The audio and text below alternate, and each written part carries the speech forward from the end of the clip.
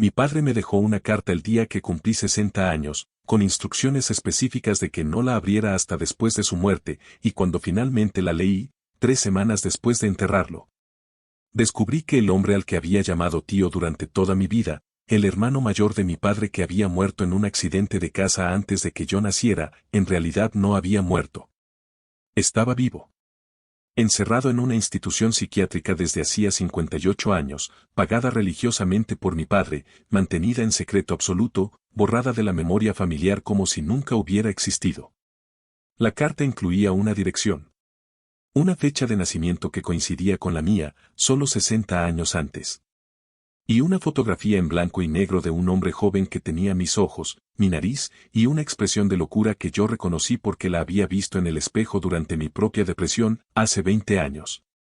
Cuando perdí a mi esposa y no quise seguir viviendo. Me llamo Tomás. Tengo 60 años. Soy médico de familia jubilado. Viudo desde hace 20 años. Padre de 2 hijos que me visitan en Navidades y me llaman los domingos. Y esta es la historia de cómo descubrí que mi familia era una mentira construida sobre el silencio de un hombre que compartía mi sangre, mi rostro, y quizás mi propensión a perder la razón. Es la historia de cómo fui a conocer a un tío que no sabía que existía, y de cómo ese encuentro me obligó a confrontar todo lo que creía saber sobre mi padre, sobre la locura. Y sobre el precio que pagamos los que permanecemos cuerdos. Antes de continuar, suscríbete a Conflictos Reales y activa la campana. Esta historia es larga. Es incómoda. Es para los que han mirado a sus padres y se han preguntado qué secretos se llevarán a la tumba. Y para los que saben que algunas verdades solo pueden decirse cuando ya no hay nada que perder. Para entender esta historia necesitan conocer a mi padre. No al hombre de la carta, que escribía con letra temblorosa sobre deberes pendientes y verdades que ya no dañan. Sino al hombre que conocí. El doctor Eduardo Vidal, médico también, especialista en psiquiatría, que durante 40 años trató a los locos de esta provincia con una mezcla de ciencia y compasión que lo convirtió en una institución. Mi padre era un hombre reservado. No callado, pero medido. Cada palabra pesada, evaluada, colocada donde debía estar. Nunca levantó la voz. Nunca perdió el control. Nunca, que yo recuerde, mostró emoción que no fuera la apropiada para la ocasión. Crecí en una casa donde la cordura era la moneda de cambio. Mi madre, fallecida cuando yo tenía 15 años, había sido enfermera. Conocía el coste de la locura. Y mi padre, con su autoridad profesional, había construido un hogar donde la razón reinaba y los sentimientos excesivos eran vistos con sospecha. No éramos fríos. Éramos controlados. Y yo aprendí bien la lección. Estudié medicina. Me especialicé en familia, no en psiquiatría, porque algo en mí resistía seguir los pasos de mi padre hacia ese territorio oscuro. Me casé con Isabel. Tuvimos 2 hijos. Viví una vida que desde fuera parecía equilibrada, exitosa, cuerda. La depresión me llegó a los 40 años. No fue un evento, fue un proceso. La sensación gradual de que los colores perdían intensidad, de que las risas de mis hijos sonaban lejanas, de que el esfuerzo de levantarme cada mañana superaba el beneficio de estar despierto. Isabel lo notó antes que yo. Me obligó a buscar ayuda. Y yo, médico que era, fui al único psiquiatra en quien confiaba, mi padre. Me recetó antidepresivos. Me habló de química cerebral, de desequilibrios corregibles, de que no había vergüenza en estar enfermo. Pero nunca me dijo que entendía exactamente lo que sentía. Nunca mencionó que había visto esa oscuridad en los ojos de su hermano. Nunca sugirió que la locura podía ser familiar, genética, una sombra que nos perseguía a ambos. Isabel murió 2 años después de mi recuperación. Cáncer de páncreas, rápido e implacable. Yo sobreviví a su muerte, pero algo en mí cambió permanentemente. Entendí que la cordura es una negociación constante. Que todos estamos un paso de distancia del abismo. Y que mi padre, con su control perfecto, quizás caminaba más cerca del borde de lo que nadie sospechaba. Los años siguientes fueron de soledad profesional. Mis hijos crecieron, se fueron, construyeron sus vidas.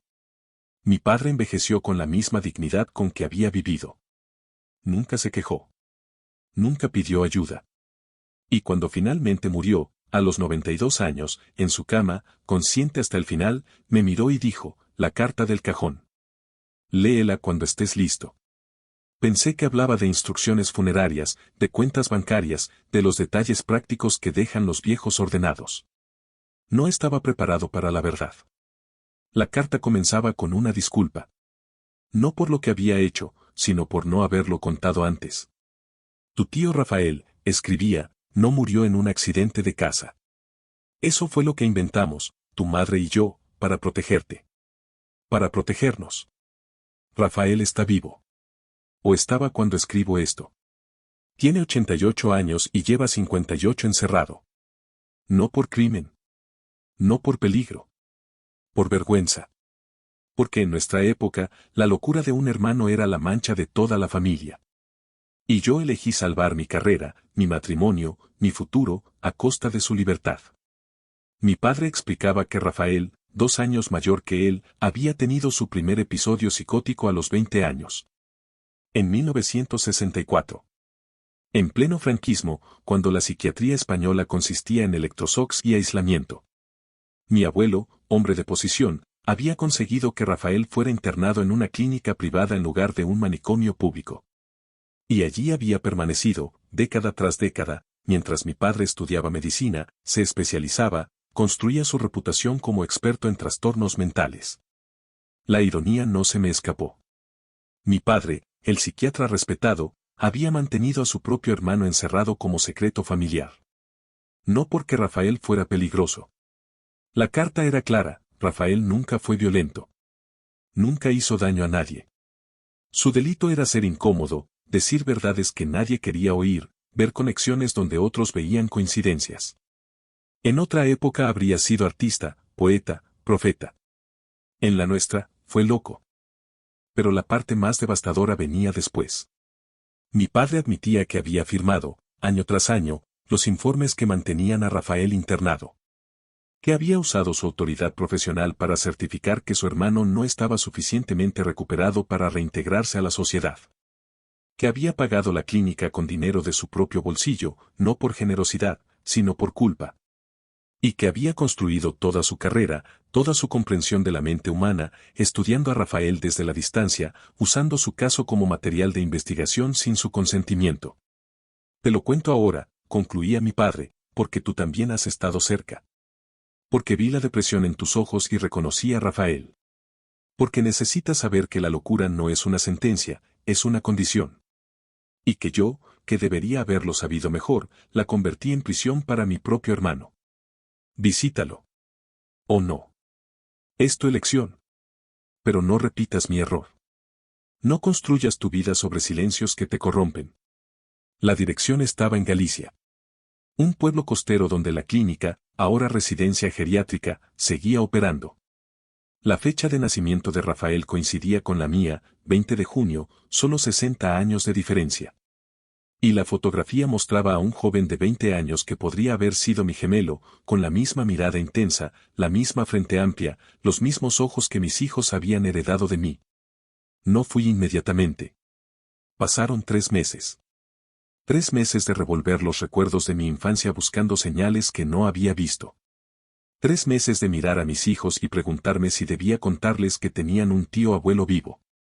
3 meses de analizar a mi padre, muerto ahora, intentando reconciliar al hombre que amé con el hombre que había hecho esto. Finalmente, un martes de noviembre, tomé el tren hacia el norte. Llevé la fotografía. Llevé la carta. Y llevé, sin saber bien por qué, una grabadora. Quería documentar lo que fuera a encontrar.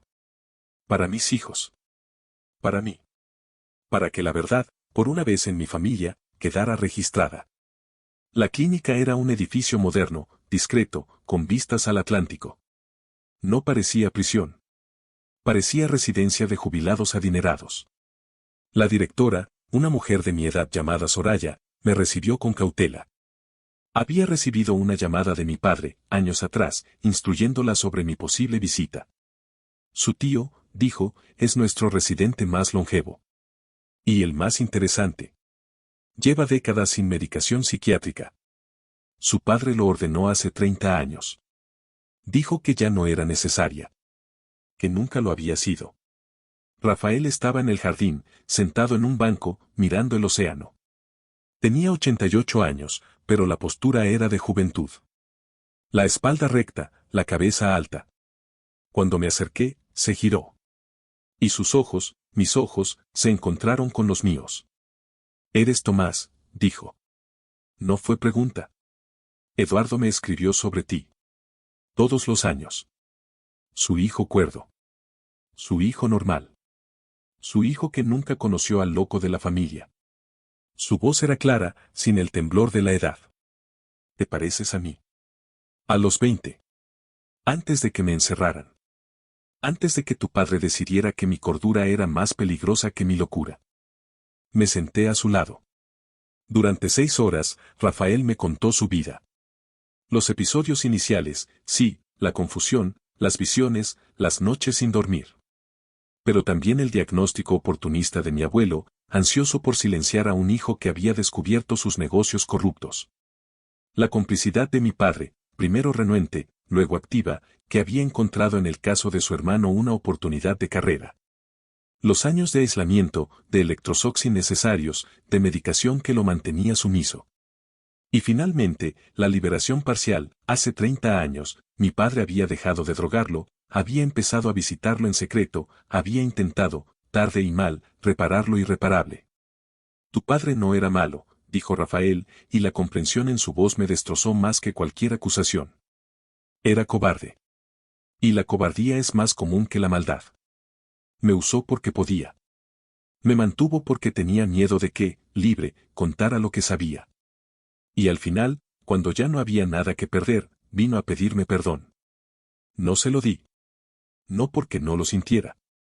Porque el perdón es para los que pueden cambiar. Tu padre ya no podía. Solo podía morir con menos culpa. Rafael me mostró sus cuadernos. 60 años de escritura. Poesía, filosofía, observaciones sobre la naturaleza humana que habrían hecho famoso a cualquier otro hombre.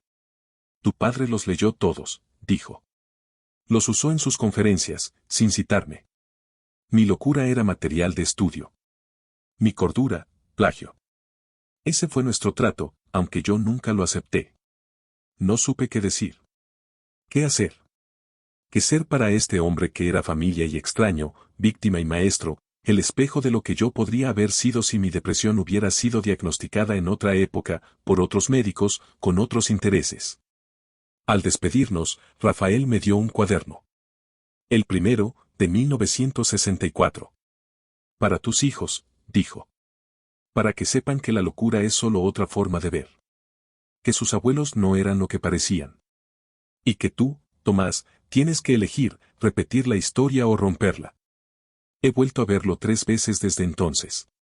Llevo a mis hijos, que ahora conocen a su tío abuelo, que leen sus cuadernos, que entienden que la familia es más compleja de lo que les conté. No les he dicho todo. Algunos silencios todavía pesan. Pero les he dicho suficiente. Mi padre fue un buen médico. Un padre presente. Un hombre que me enseñó la profesión y los valores. Pero también fue un carcelero. Un plagiario. Un cobarde que sacrificó a su hermano para salvarse. Y yo, que fui su hijo modelo, su hijo cuerdo, su hijo normal, ahora soy el hombre que visita a Rafael los domingos. Que aprende de su locura. Que intenta, tarde pero no tanto como mi padre, reparar lo que puede ser reparado. A los hombres de mi edad que escuchan esto, revisen los silencios de sus padres. Pregunten antes de que sea tarde. Y entiendan que la cordura no es virtud, es privilegio. Un privilegio que muchos, como Rafael, no tuvieron por culpa de otros. Yo tengo 60 años. He sido médico, esposo, padre, hijo. Ahora soy también sobrino. Alumno de un loco que nunca estuvo loco. Y cada mañana, al despertar, elijo no repetir la historia. Ese es mi legado. Esa es mi cordura. Gracias por escuchar Conflictos Reales.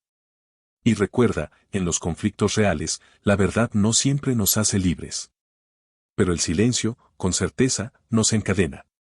Hasta la próxima.